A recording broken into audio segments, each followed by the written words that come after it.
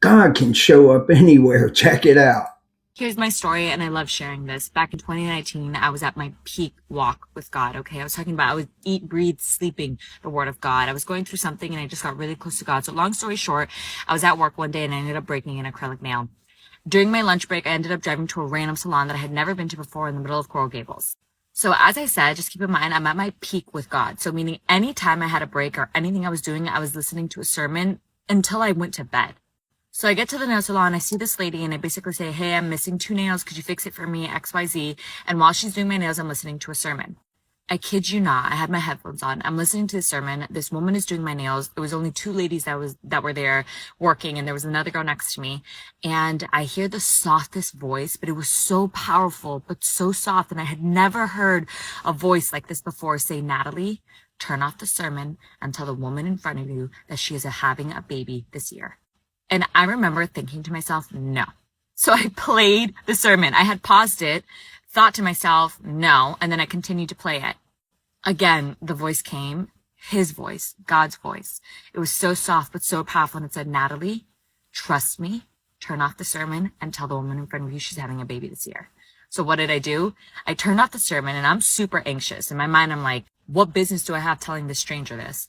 Anyway, so I make small talk with her, and long story short, I look at her and I said, hey, look, I know this is incredibly invasive, and I know this is so weird. Also, keep in mind, she didn't speak English, so I had to kind of speak in Spanish, and Spanish isn't my number 1 language. Anyways, I basically tell her, you are going to have a baby this year. I cry when I tell this story. Okay, so she looked at me, and she stopped doing my nails, and she immediately started crying. And I remember her friend, like the person next to her. So she turns around and she looks back at me, and she was crying, and she said, I just found out today that I'm pregnant with my first child after years of begging God to make me a mother. Obviously, I get emotional. She gets emotional. Her coworker looked at her and she said, ¿Qué pasó? Which means what happened. And she told her coworker what happened. Her coworker, I remember, shaking her head. And then the lady looked back at me and she said, I just told my coworker what you told me and what just happened. And she said, there's no way that it's the pregnancy glow. Basically saying that anybody could tell because she had a glow.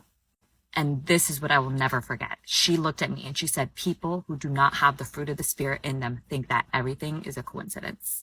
And I know that God used me that day just to solidify her answered prayer so that she knew that the baby was from him.